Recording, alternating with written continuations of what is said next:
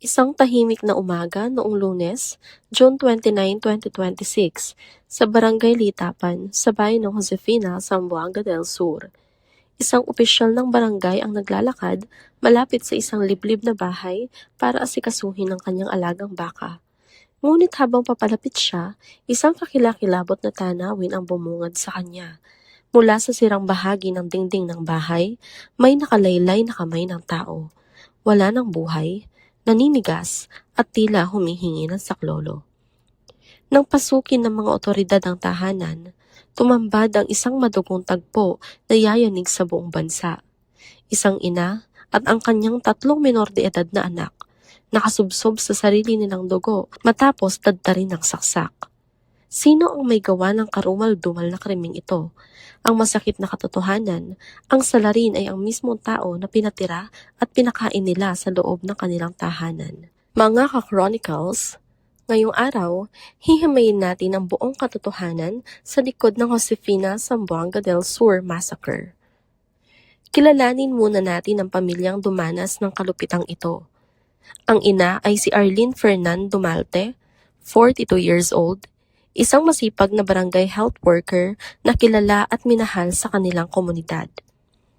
Kasamang pinatay ang kanyang 3 anak na pawang mga estudyante pa sa lokal na paaralan. Si Nashil, 16 years old, grade 10 student, si NN, 14 years old, grade 8 student, at ang bunso na si Arnel, 11 years old, grade 6 pupil.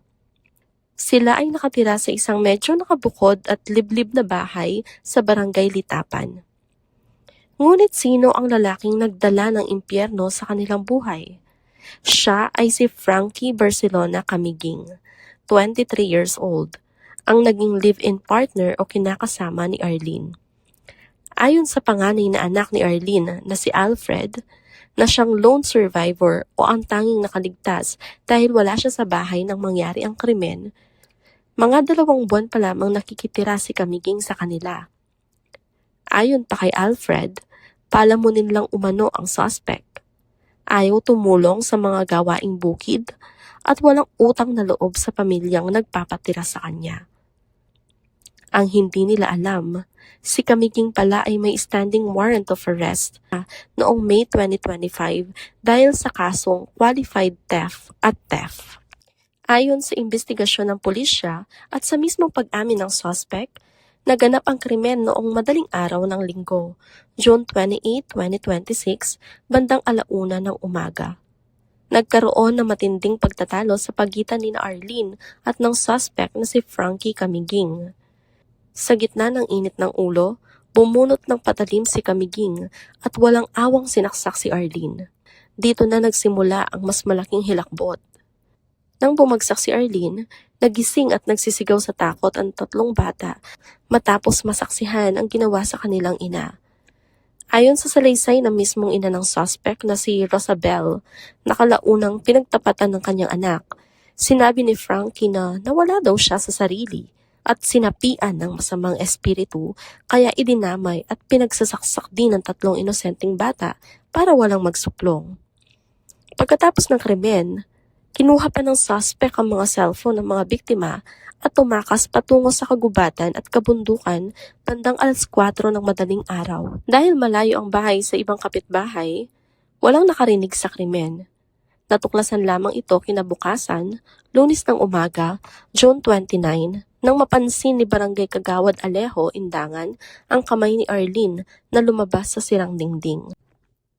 Agad na naglunsad ng manhunt operation ang Josefina Municipal Police Station sa pamumuno ni Lieutenant Julito Pamalaran kasama ang Zamboanga del Sur Police Provincial Office sa pamumuno ng kanilang spokesperson na si Captain Durf J. Maquinta. Hindi nagtagal ang pagtatago ng suspect.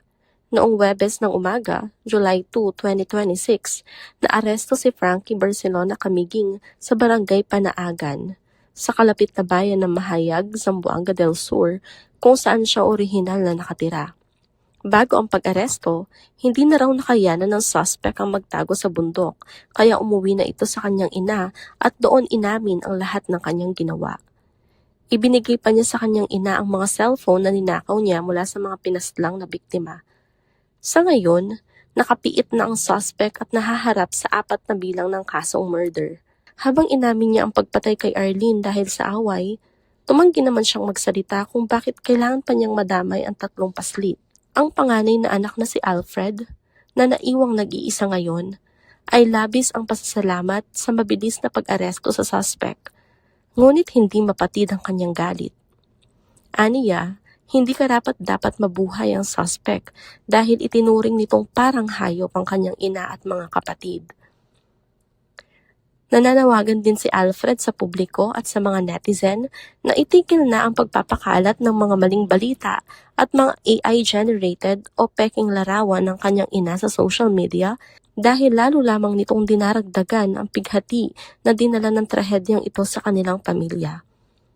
Isang pamilya ang nawasak dahil sa galit, kawalan ng utang na loob at karahasan.